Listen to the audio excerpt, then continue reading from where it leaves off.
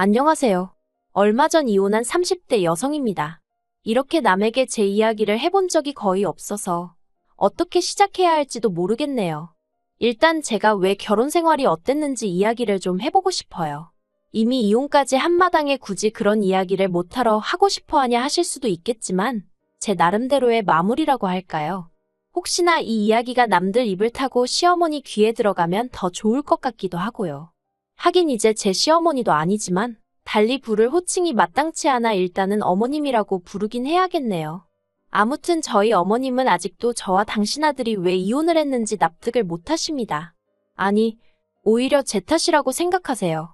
야박하고 못된 며느리, 아마 결혼 생활 내내 어머님께 저는 그런 며느리였던 모양입니다. 하지만 어머님의 그 밑도 끝도 없는 욕심을 맞춰줄 사람이, 그것도 아무 조건 없이 대가 없이 말이에요. 이 세상에 몇이나 될지 물어보고 싶네요. 친구의 소개로 만난 남편은 사람이 밝지만 동시에 내면엔 슬픔이 가득한 사람이었습니다. 처음엔 이유를 알지 못했기에 그저 감수성이 풍부한 사람 정도로만 이해를 했고요. 하지만 연애를 시작하고 얼마 지나지 않아 같이 술을 마시다가 남편의 가족관계를 알게 되었습니다. 제 어머님은 아버님의 두 번째 처였어요. 물론 정상적으로 이혼하고 재혼한 부인이라면 요즘 세상에 흉일할 것도 못 되지요. 하지만 그런 게 아니라 아버님께서 아픈 첫째 부인을 내버려 두고 지금의 어머님과 살림을 차리셨던 거예요. 그 과정에서 자식, 그러니까 제 남편까지 낳으신 거고요. 드라마에서나 나올 법한 이야기라 솔직히 저도 너무 충격이었습니다. 아무튼 이후로 첫째 부인이셨던 큰어머님이 돌아가시면서 이렇게 표현해도 될지 모르겠지만 지금의 어머님이 자연스레 그 자리를 꿰차게 되셨다대요. 문제는 아버님을 제외한 친가 쪽 누구도 어머님을 곱게 봐주는 사람이 없었다는 거지만요.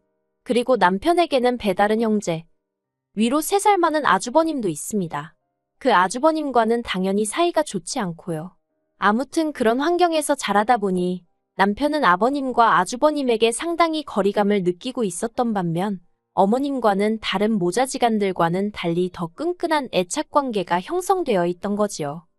하지만 이런 가정환경이 솔직히 제 결혼 생활에 영향을 끼칠 거라곤 생각하지 못했습니다. 남편이 어머님을 많이 걱정하는 건 알고 있었지만 소위 마마보이의 기질은 보이지 않기도 했고 결혼 이야기가 본격적으로 오가던 당시에 어머님이 저를 무척 마음에 들어 하시며 정말 잘해주셨거든요.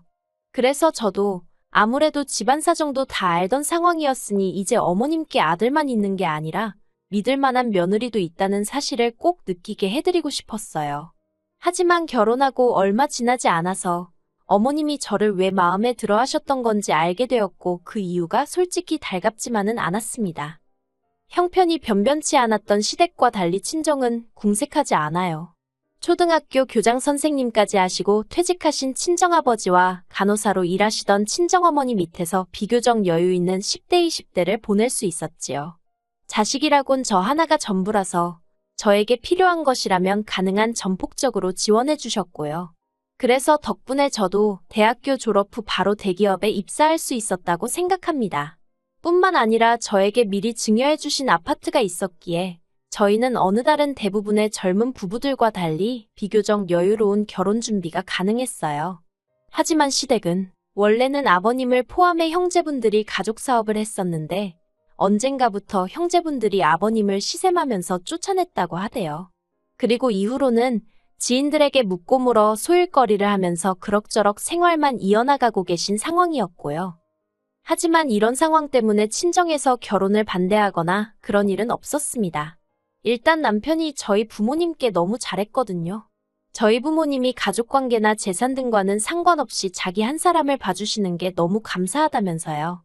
그리고 당연히 제 입장에서는 결혼 상대가 그런 소리를 하니 감동할 수밖에 없었고요. 그리고 남편 말대로 저희 친정부모님은 정말 남편의 사람됨됨이를 가장 중요시 여기시는 분들이었습니다. 부모님이나 재산 같은 건 남편의 의지대로 바꾸고 선택할 수 있는 문제가 아니니 그런 것들로 남편을 비난할 생각은 전혀 없다 하셨지요.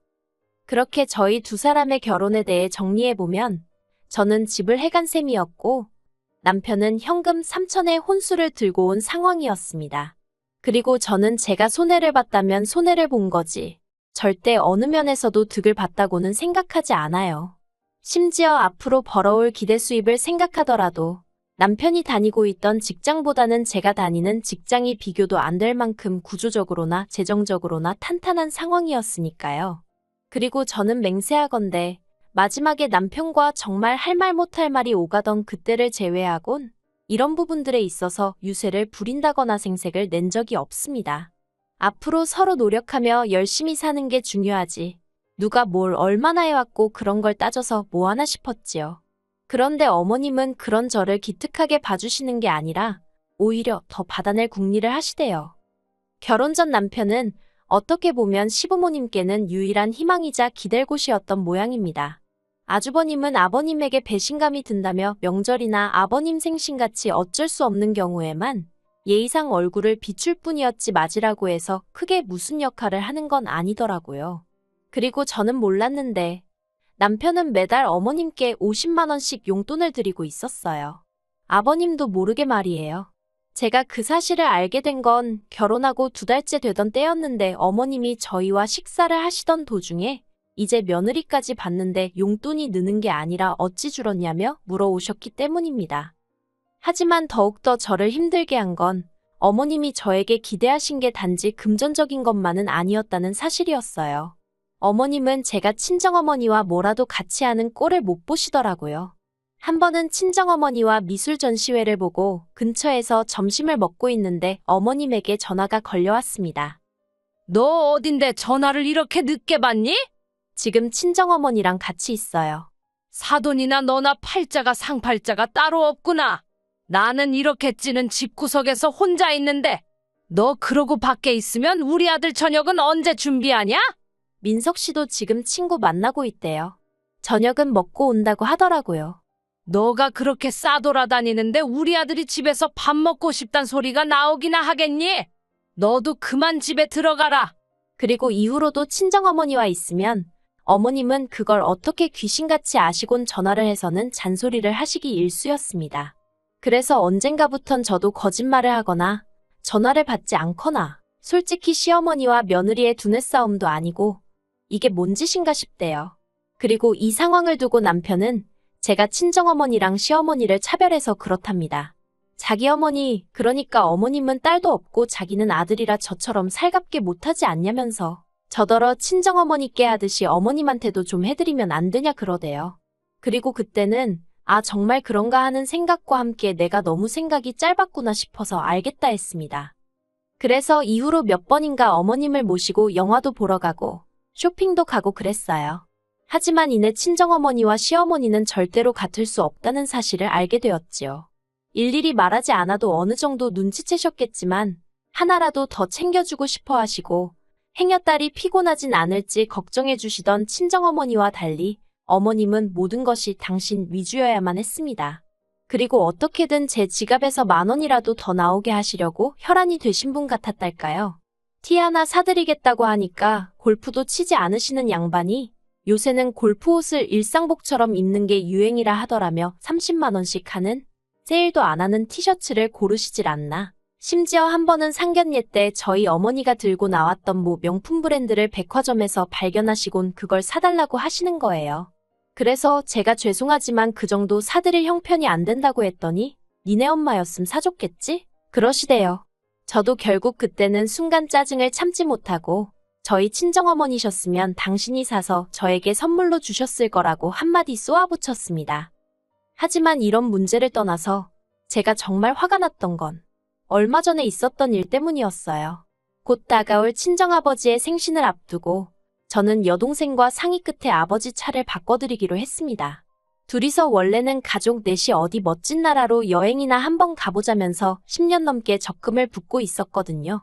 그런데 막상 여행을 가려니까 친정 부모님 두 분 다 외국 가는 게 내키지 않는다 하시면서 이제 두 분 다 시간도 많으니 국내 여행이나 천천히 다녔으면 좋겠다 하시는 거예요. 그래서 그러면 어떡할까 하다가 친정아버지 차가 많이 낡았으니 그걸 바꿔드리는 게 어떻겠냐는 이야기가 나왔습니다. 참고로 저희들이 모은 돈은 4천 남짓이었어요. 그리고 저는 이 이야기를 남편에게도 했습니다. 솔직히 저와 남편은 생활비는 거의 반반 부담이나 다름없이 지출하며 생활하고 있었고 시댁에 30만 원씩 매달 나가는 용돈을 제외하고도 남편이 저 몰래 어머님을 위해 이것저것 챙겨드리는 걸 알고 있었지만 저는 따진 적이 없거든요. 그래서 친정아버지 선물이 결정되었을 때 저 역시 굳이 숨길 이유를 느끼지 못했어요. 남편이 따지고 들 거라고 예상도 못했고요. 그런데 이게 웬걸. 남편이 그 큰돈이 어디서 났냐면서 계속해서 부럽다는 말은 하는데 그게 굉장히 부담스럽게 들리더라고요. 그리고 이 이야기는 이내 어머님 귀에도 들어갔던 모양입니다. 며칠 뒤 시댁에서 식사를 하던 와중에 갑자기 어머님이 저더러 당신 생일을 알고 있냐입니다. 당연히 알고 있다고 2달 정도 남았네요 했습니다. 그러자 어머님이 당신은 차까진 안 바란다면서 대신 유럽 여행을 다녀오고 싶으시다대요. 저는 뭐라고 할 말이 없었습니다. 그렇다고 무건수행을 하고 있을 순 없어서 가까스로 그러시냐고 잘 다녀오시라고 했지요. 그랬더니 어머님이 그게 무슨 뜻이냐며 니들이 보내줘야 할 거 아니냐입니다. 정말 할 말이 없더라고요. 왜 저희가 보내드려야 하냐 따지기도 싫었어요. 따져봤자 어떻게 나오실지 그 레파토리는 이미 줄줄줄 외울 만큼 들어왔으니까요. 그리고 남편은 중간에서 눈치를 살살 보더니 너무 갑작스럽다면서 우리도 한번 상황을 보겠다는 이도저도 아닌 대답을 하더라고요. 남편이 돼서는 아니다 싶은 건 자기가 나서서 딱 잘라주면 좋겠는데 말이에요. 그리고 그렇게 집에 와서 저희 부부는 사흘 동안 한마디도 섞지 않았습니다. 화도 나고 답답하고 그렇다고 남편하고 이야기해봤자 그 속이 풀릴 것 같지도 않아서 제가 피했던 것도 있어요. 그리고 마침내 남편이 먼저 말을 걸어왔습니다. 가까스로 한다는 소리가 장인 장모님은 이제 안 가본 곳 없이 다 다녀보셨고 이번에 당신이 처제랑 차도 바꿔드리기로 하지 않았냐? 그런데 우리 부모님은 일본 한번 다녀오신 게 전부고 다른 나라는 구경도 못 해보셨다. 그러니 이번에 저희가 적금 들었던 거 깨서 유럽 한번 보내드리면 안 되냐입니다. 어이가 없어서 그럼 당신 돈으로 보내드리라 했습니다. 그랬더니 뻔뻔하게 한다는 소리가 자기가 돈이 어딨냐대요. 그래서 없으면 못 보내드리는 거지. 원래 없으면 못하는 게 맞는 거라고 저도 받아쳤어요. 그러자 남편이 저더러 진짜 너무한다면서 장인 장모님은 누릴 거 다 누리고 사시는데 자기 부모님도 그렇게 좀 살면 안 되는 거냐입니다.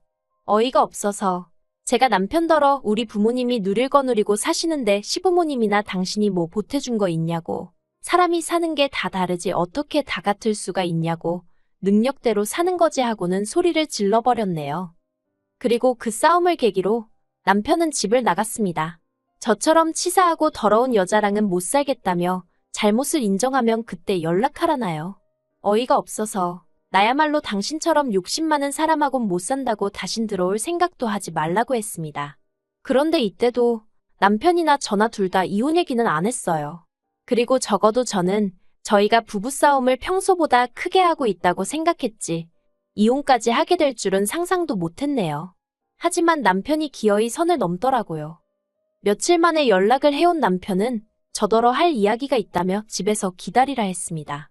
그리고 어리석게도 저는 내심 남편이 드디어 정신을 차렸나 싶었기에 겉으론 툴툴댔지만 그래도 마음 한켠에선 안도를 하게 되었지요. 그런데 며칠 만에 만난 남편은 저에게 생각지도 못한 이야기를 꺼냈습니다. 자기가 곰곰이 생각을 해봤는데 제가 너무 온실 속의 화초처럼 자라서 모르는 게 많은 것 같다는 말 같지도 않은 소리를 하더니 이참에 회사 때려치고 대신 어디 못 사는 동네에 가서 어려운 사람들 돕는 봉사활동을 좀 해보는 게 어떻겠냐대요. 이런 세상도 있다는 걸 몸소 겪고 나면 마음이 한결 너그러워질 거랍니다. 솔직히 처음엔 남편이 무슨 자다가 봉창 두들기는 소리를 하는 건가 싶었어요. 그런데 남편은 계속해서 한다는 소리가 제가 저보다 훨씬 더 좋지 않은 상황에서도 정을 나누는 사람들이 있다면서 저도 그런 걸 좀 배울 필요가 있어 보인답니다. 그리고 그렇게 되면 제가 어머님 아버님에 대한 마음도 달리 먹을 수 있을 거라나요. 어처구니가 없어서 그러니까 지금 내가 마음이 좁아서 이런다고 생각하는 거냐 물었습니다. 그랬더니 그게 아니면 지금 이러는 이유가 뭐냐며 저더러 장인 장모님 놀러 다니고 할 때 시부모님 생각은 안 나더냐. 그거 여행 한번 보내드리자고 한 게 이렇게까지 나올 일이냐. 자기는 정말 너무 서운하답니다. 어이가 없어서 당신 부모님 형편이 여의치 않은 게 내 잘못이냐 아니면 내 친정 부모님 잘못이냐. 왜 그걸 우리가 보상을 해줘야 하는 거냐. 저도 지지 않고 소리를 질렀어요. 그리고 결국 다툼은 커져서 이럴 거면 차라리 헤어지잔 이야기까지 나오게 된 거고요. 저는 솔직히 지금까지도 제가 야박했다거나 너무했단 생각은 들지 않습니다. 남편은 제가 시댁과 친정을 차별하여 이사달이 난 거라고 끝까지 제 탓을 했지만 100번 양보해서 유럽 여행 한 번쯤은 보내드릴 수도 있었겠지요. 하지만 정말 그게 끝이었을까요? 저는 유럽 여행이 시작이었다고 봅니다. 이후로 더 큰 것을 더 자주 바라셨을 거예요. 그리고 그 기대에 부응하지 못할 때마다 저는 남편과 이런 다툼을 반복해야만 했을 거고요. 생각만 해도 끔찍하네요. 남편과 헤어지게 된 현실은 속상하고 말로 이루 표현할 수 없을 만큼 가슴이 헛헛합니다만 어쩔 수 없었다고 생각해요. 아이가 없으니 다행이란 생각도 들고요. 저는 제 분수대로, 남편은 남편 분수대로 잘 지냈길. 아니 알아서 하겠지요 뭐. 무튼 저는 잘 지내볼 생각입니다.